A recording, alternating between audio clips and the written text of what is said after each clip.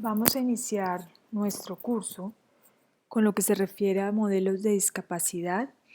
Vamos a ver algunos aspectos de la clasificación internacional del funcionamiento, la discapacidad de los estados de salud y algunos aspectos y consideraciones de la Asociación Americana de Terapia Física.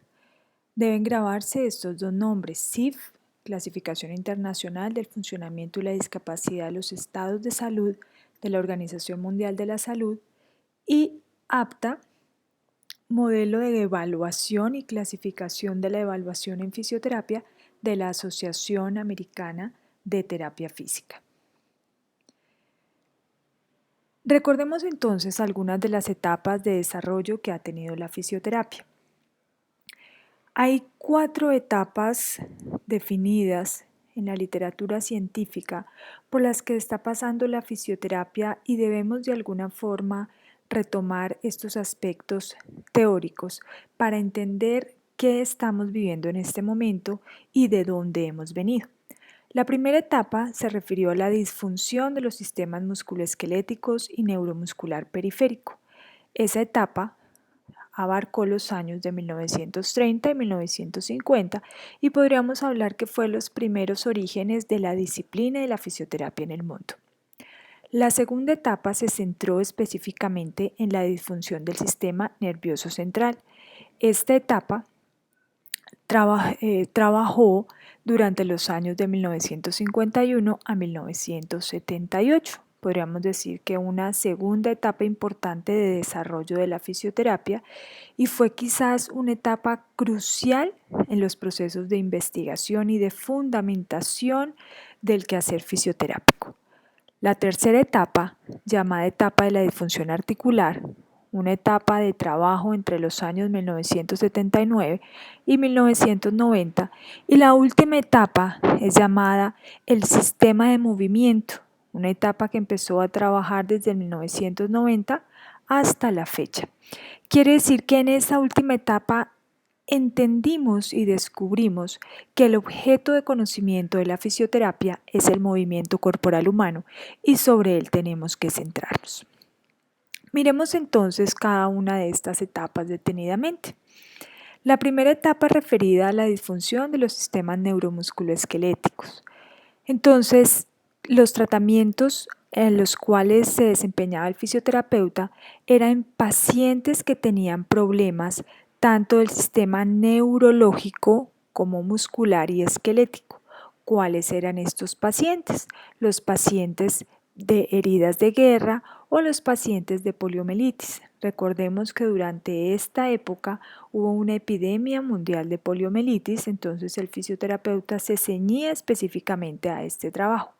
Tuvimos también grandes guerras, fue época de Segunda Guerra Mundial, y entonces llegaban pacientes con disfunciones tanto neuromusculares como musculoesqueléticas. ¿Qué pasaba en este momento? El fisioterapeuta hacía una valoración muscular manual. Después de hacer esa valoración muscular, cuantificaba la disfunción, y al cuantificar la disfunción, pues entonces era importante el fisioterapeuta en el diagnóstico y trabajaba muy de la mano con el médico.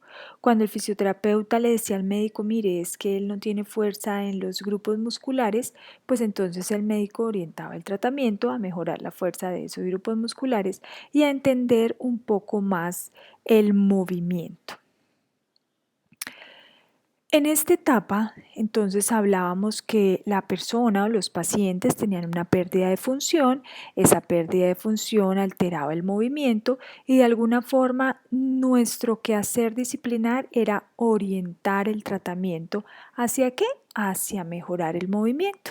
Probablemente no desarrollábamos tratamientos muy funcionales, pero que le permitían cierto grado de movilidad y de independencia a los pacientes. La segunda etapa, entonces, ya se centró específicamente en el sistema nervioso central.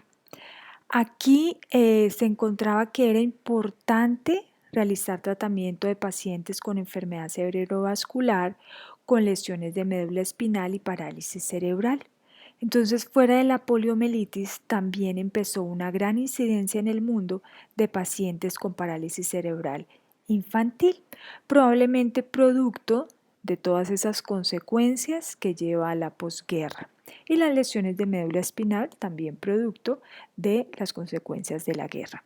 Entonces, el fisioterapeuta estaba acostumbrado a hacer pruebas de valoración manual y esas pruebas de valoración manual siempre iban de la mano del diagnóstico médico, pero se daban cuenta que esas pruebas de valoración manual no eran suficientes para producir mejoría en los pacientes. Entonces fue una época donde realmente fracasó el quehacer disciplinar con esas técnicas que eran funcionales, manuales desde el punto de vista de evaluación muscular, y empezaron a ver que el fisioterapeuta requería otro conocimiento adicional realmente para responder a las necesidades de esta población. Entonces empezó una etapa de aprendizaje basado en la experiencia, pero era con poca construcción científica. Era una etapa empírica, pero dentro de esa etapa empírica, pues realmente ocurrieron muchos avances después para poder tener nosotros un fundamento neurológico importante en el manejo de los pacientes. Entonces empezaron entre los médicos y los fisioterapeutas a hacer otro tipo de pruebas específicos hacia el control motor. Y en la conferencia de NUSTEP, donde se reunieron varios profesionales de la salud, pues entonces dijeron, mire, aquí tenemos que hacer como un alto en el camino de las profesiones en salud, de la fisioterapia, y dedicarnos a estudiar específicamente el sistema nervioso central, porque estamos muy orientados hacia la parte muscular, esquelética y con alguna integración neuromuscular, pero ahora tenemos otras necesidades porque el tipo de pacientes es diferente. Viene entonces la tercera etapa, ya cuando en la anterior, cuando se logra empezar a hacer un estudio del sistema nervioso y se veía que era algo complejo, que no había muchos sustentos científicos, sino que la gran mayoría era empírico de acuerdo a las experiencias de muchos fisioterapeutas, pues empieza a aparecer una influencia australiana donde los australianos empezaron a utilizar técnicas de evaluación articular. Y con estas técnicas de evaluación articular, entonces aparece el test de movilidad articular. Con él adicionalmente aparecen unas técnicas para aliviar el dolor y la inflamación y aparece el ejercicio terapéutico. Entonces se dieron cuenta que no solamente la valoración muscular manual servía desde el punto de vista osteomuscular y del sistema osteomuscular, sino que también había que mirar cómo se estaba dando la movilidad articular, también había que mirar cuál era el componente sensitivo del paciente, si había presencia de inflamación y que adicionalmente un ejercicio terapéutico iba a restablecer la disfunción articular. Es entonces como al evaluar la movilidad articular, pues empezamos a tener unos cambios filosóficos en la profesión porque empezamos a identificar que quizás la restricción del movimiento se está dando en la articulación como en los tejidos blandos. Había quizás un mayor sustento científico desde el punto de vista del sistema neuromusculoesquelético que desde el punto de vista específico del sistema nervioso central. Entonces, pues empezaron a darle más atención a esta área, conocida hoy como área de la terapia manual o de la osteopatía, y poca atención al control motor y muscular, entendiendo pues que era la articulación en muchos casos y el tejido el que restringía el movimiento. Entonces así hemos visto todos los avances de la profesión hasta este momento y entendemos quizás por qué nosotros somos más ortopédicos que neurológicos, y ya después empiezan obviamente a resurgir otras áreas específicas para la fisioterapia como es la cardiovascular y pulmonar. Con todo este proceso aparece el sistema de movimiento y es el que trabajamos actualmente. Resulta que un grupo de fisioterapeutas dijeron nosotros no podemos empezar a despedazar al ser humano por músculos, por articulaciones, por nervios, sino que nosotros debemos manejar al ser humano completamente. Debemos hacer un tratamiento dirigido al ser humano como un todo, porque es que todo el ser humano se mueve. Si la célula se moviliza hacia un lado, pues eso ya implica que hay movimiento. Si el sistema digestivo está funcionando adecuadamente, eso implica que hay movimiento. Entonces aparece este sistema de movimiento realmente porque muchos fisioterapeutas en el mundo se dieron cuenta que el fisioterapeuta tenía que trabajar como un todo, tenía que empezar a trabajar a un ser humano integral y no individualizarlo por sistemas como quizás se ha venido haciendo en las ciencias médicas, que ustedes ven que hay especialistas, superespecialistas, pero que se olvidan que están manejando un complejo, un ser humano que funciona gracias a una combinación de muchos elementos. Entonces, en este sistema de movimiento, la Asociación Americana de Terapia Física, la APTA, expresa que las alteraciones de movilidad son el problema básico al que se ha de dirigir la actuación del fisioterapeuta, pero es que las alteraciones de movilidad no son específicas a una articulación y a un músculo. Las alteraciones de movilidad son específicas a todos los sistemas corporales de un ser humano. Y es entonces como ese sistema de movimiento, este es el ser humano que para nosotros debe ser el eje central de nuestro tratamiento, de nuestra evaluación, entonces nos dábamos cuenta que tenía un sistema neurológico al cual había que trabajarlo, pero que también tenía un sistema cardiopulmonar que no lo podíamos dejar de lado y que también tenía un sistema genitourinario que no podíamos abandonar y que tenía un sistema digestivo que había que mirar cómo estaba trabajando y que había un sistema osteomuscular y que había un sistema endocrino y que había un sistema tegumentario.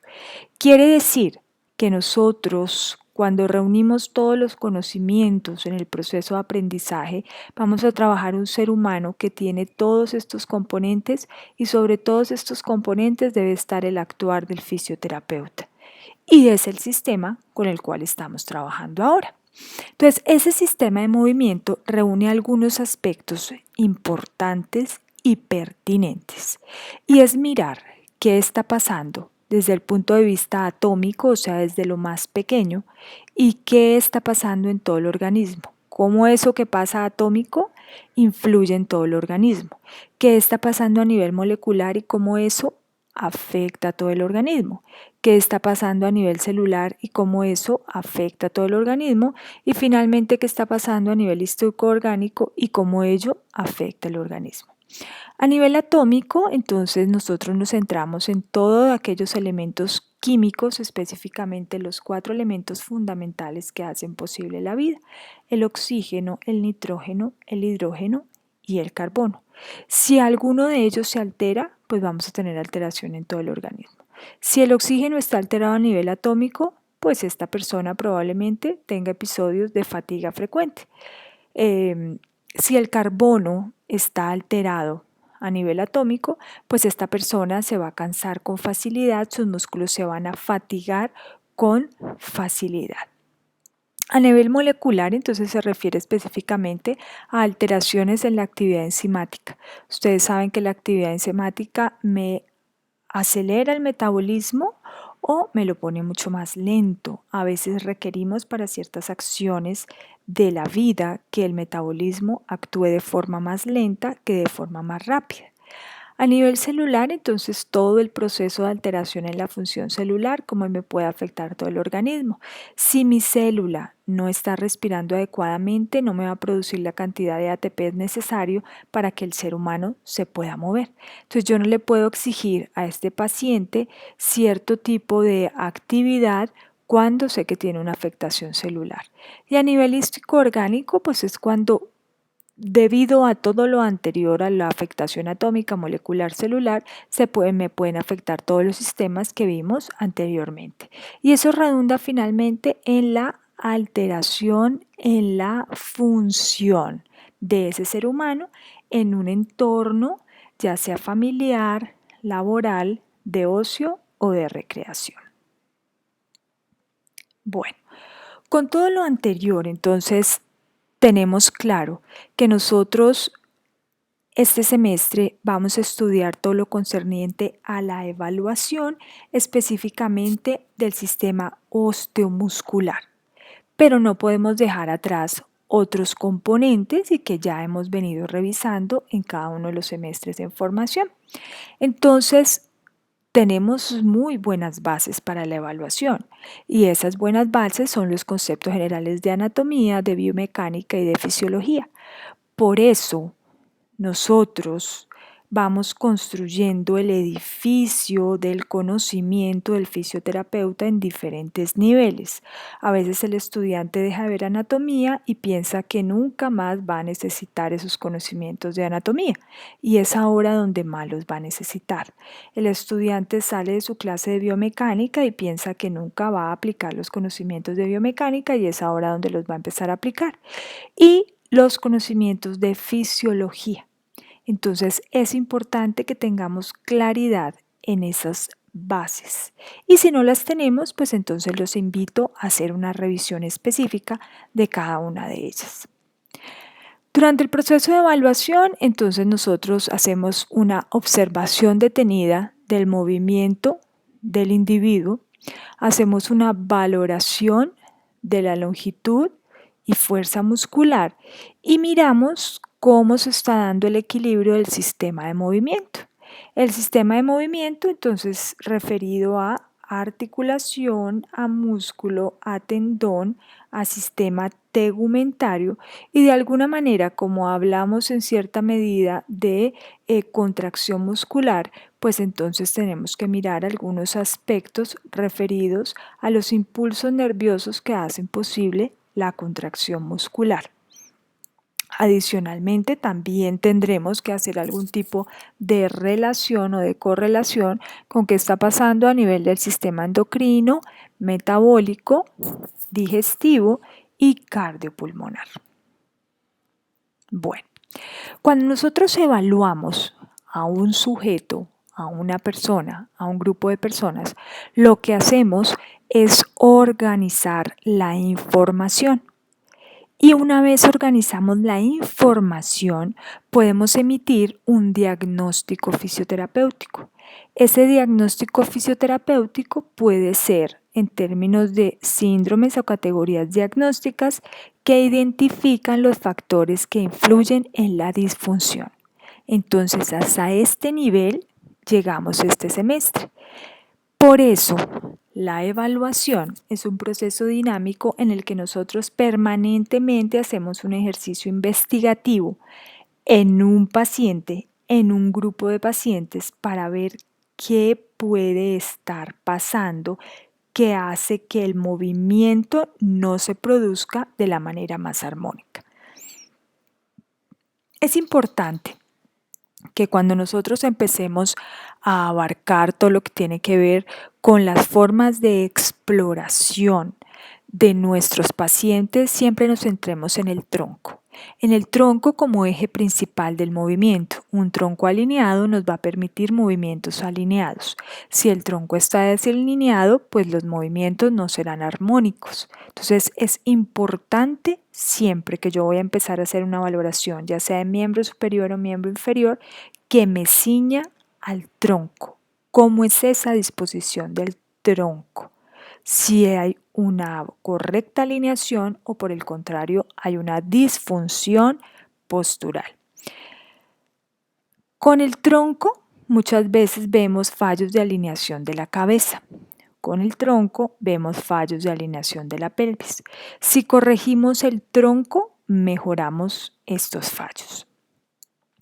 Cuando encontramos estas características a este nivel, entonces debemos valorar cómo está trabajando la columna cervical y cómo están trabajando los hombros. De alguna manera, siempre hablamos de un complejo o de una cintura glenohumeral, así como hablamos en la pelvis de una cintura pélvica.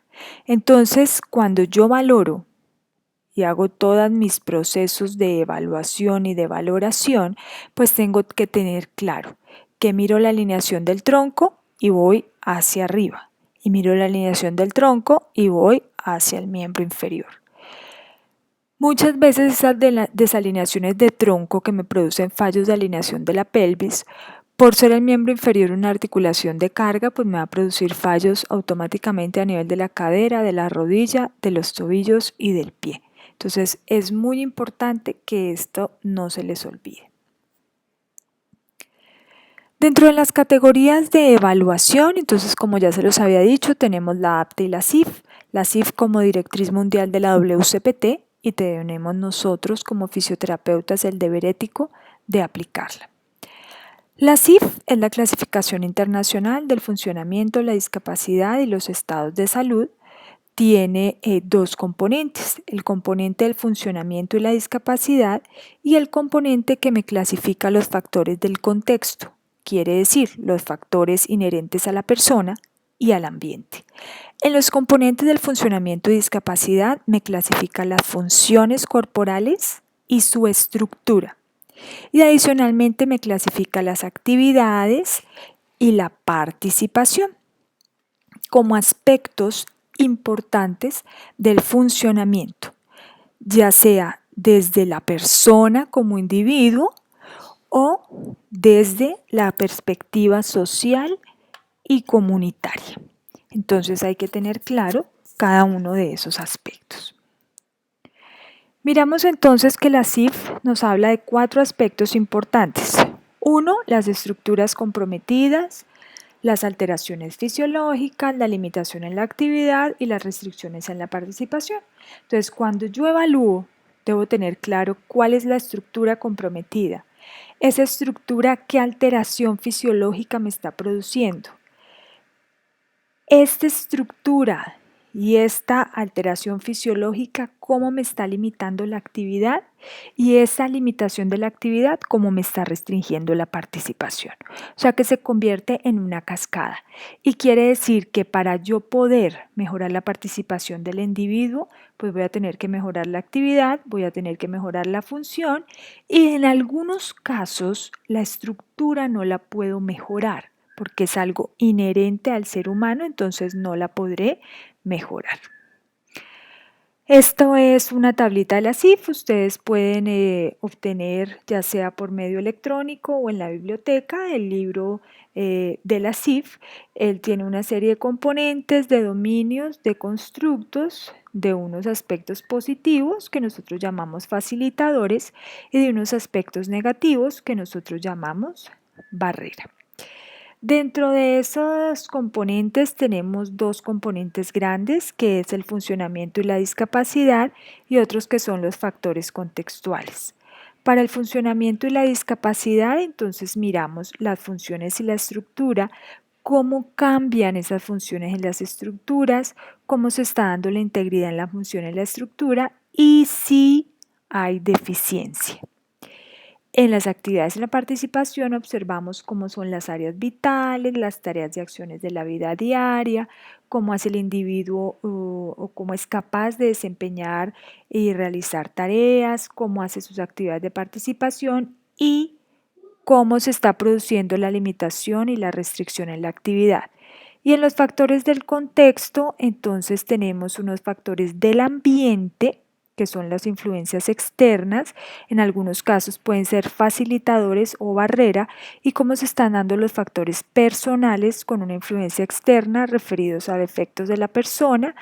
En estos casos, pues no podríamos definir si hay facilitadores o barreras, porque eso es inherente a cada ser humano, pero la familia sí nos podría informar al respecto.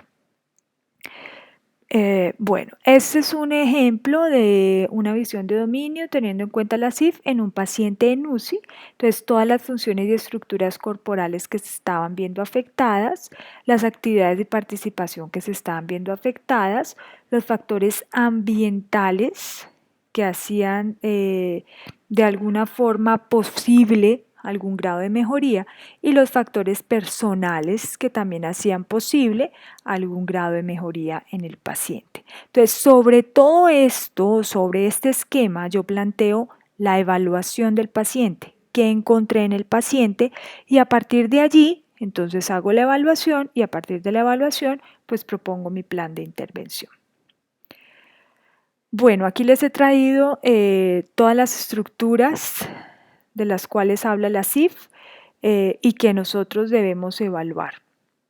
Estructuras relacionadas con la psique del sistema nervioso central periférico, sensaciones y del dolor, relacionadas con la voz y el habla, porque necesitamos que nuestro paciente se comunique, relacionadas con los sistemas cardiovascular, hematológico, inmunológico y respiratorio, digestivo, metabólico y endocrino, sistema genitourinario, estructuras relacionadas con otros sistemas, estructuras de la piel y estructuras relacionadas. O sea, dentro de todo esto, si yo hago una evaluación adecuada, pues debo incluir algunos aspectos de cada una de las estructuras. En torno a funciones, pues si incluyo esas mismas estructuras, pues incluyo las mismas funciones para ver cómo se están viendo afectadas. Ustedes ven dentro de funciones neuromusculoesqueléticas y relacionadas con el movimiento y funciones y estructuras de la piel relacionadas. Son las que vamos a ver este semestre, pero lo ideal es que ustedes, cuando empiecen su práctica clínica, puedan integrar todo lo que se les da en cada una de las asignaturas de fundamentación profesional.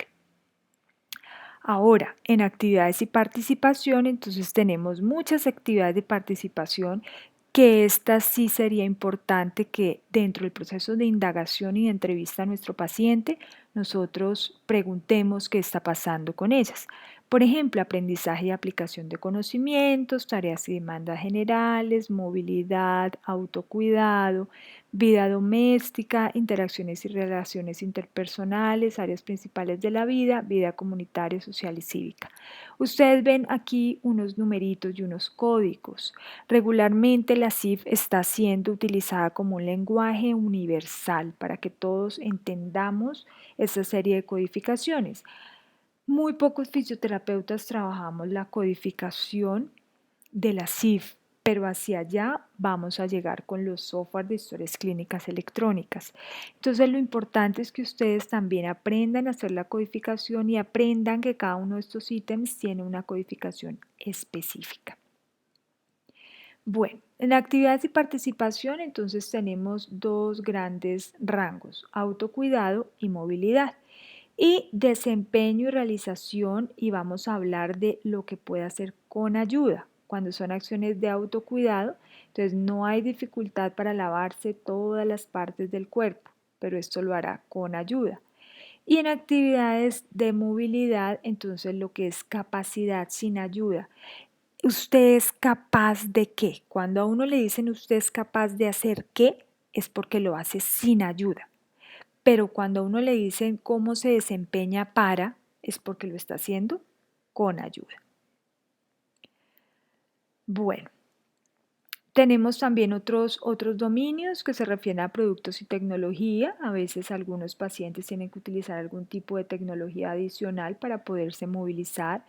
El entorno y cambios derivados del entorno, el apoyo y relaciones. Hay algunos individuos que necesitan un apoyo de una red social o una red familiar para poder mejorar su proceso de rehabilitación. Las actitudes. Puede existir una barrera moderada de actitudes individuales de los profesionales de la salud. Cuando no hay empatía entre el paciente y el profesional de la salud, entonces hay este tipo de dificultad. Y cuando hablamos del entorno natural, pues la persona puede tener como facilitador todo lo que es el disfrute de la naturaleza. Aquí les he traído un ejemplo de la CIF, no nos vamos a detener mucho en ese ejemplo, pero es una patología, un diagnóstico médico por el cual remiten a un paciente que es artrosis lumbar. A nosotros el diagnóstico médico nos debe ubicar, pero no con el diagnóstico médico vamos a hacer la intervención. Nosotros vamos a hacer nuestra intervención de acuerdo a la evaluación que estamos haciendo. Entonces, para este diagnóstico médico, pues tenemos varias categorías de medición. Entonces, evaluamos postura, evaluamos marcha, evaluamos locomoción y balance, evaluamos desempeño muscular, rangos de movimiento, evaluamos las barreras del medio ambiente, la casa, el trabajo, la integración y reintegración social, laboral, aparatos, asistencia y adaptaciones. Para cada uno de estos evaluaciones referidas a barreras del medio ambiente, trabajo e integración, hay una serie de formatos que ustedes podrán descargar de la web. Y referido a postura, marcha, locomoción y balance, pues entonces tenemos también otro tipo de actitudes. Referido a esta evaluación, entonces vamos a ver qué encontramos en el paciente, por ejemplo, alteración de la movilidad, incapacidad para caminar, específicamente a distancias cortas para algunas actividades domésticas de limpieza, restricción moderada para caminar a largas distancias. Quiere decir que el tratamiento que ustedes van a hacer después de esta evaluación que nos da estos aspectos, pues tendrá que ser encaminado a mejorar la movilidad, a caminar a unas distancias más largas, a mejorar las actividades domésticas y hay algunos factores de contexto que afectan al individuo. Por ejemplo, los terrenos irregulares y las escaleras constituyen una barrera moderada que exige el uso de bastón, siendo este un facilitador completo. Entonces aquí hay que recomendarle a la persona el bastón para que no se vaya a caer. Bueno, hasta ahí tenemos algunos aspectos muy generales de la CIF, porque de hecho la CIF nos daría como para unas 8 clases más o menos. Continuamos con los dominios de la APTA. Entonces, los dominios de la APTA que trabajamos en fisioterapia son 4. El dominio neuromuscular, el osteomuscular, el cardiovascular y pulmonar y el tegumentario. Miren que quizás entre APTA y CIF, la CIF es más completa porque me coge todos los sistemas de movimiento y me los toma dentro del estado actual de desarrollo de la fisioterapia. Pero nosotros también trabajamos con la APTA, específicamente con estos sistemas y las competencias disciplinares de la fisioterapia están en estos 4 sistemas. El sistema osteomuscular tiene una clasificación del número 4 y el sistema tegumentario el número 7, cuando ustedes quieran ir a buscar esos dominios de la APTA. Hay unas categorías de medición de la APTA que nos permiten hacer otro tipo de evaluación adicional, como son la capacidad aeróbica y la resistencia, la integridad articular y movilidad, el desempeño muscular, que son las que vamos a ver este semestre, ventilación, respiración e intercambio de gases, integridad integumentaria, que también lo vamos a ver este semestre, integridad sensorial, actividad refleja. También hay mediciones de nervios craneales, dolor, que lo vamos a trabajar este semestre, función motora, control postural, o sea, todo lo que está en rojo es lo que vamos a ver este semestre, características antropométricas, atención, alerta y cognición, circulación, barreras ambientales, hogar y trabajo. Eso es a grande modo los modelos de discapacidad, la CIF y la APTA. Ojalá ustedes puedan revisar, leer un poco más acerca de ellos, porque ustedes tienen que identificarse con estos 2 modelos. Algunos docentes nos identificamos más con uno u otro, pero lo que queremos es integrar los 2 modelos para su conocimiento y para que ustedes aprendan a hacer un diagnóstico fisioterapéutico adecuado. Bueno, muchas gracias. Nos vemos en nuestra siguiente clase.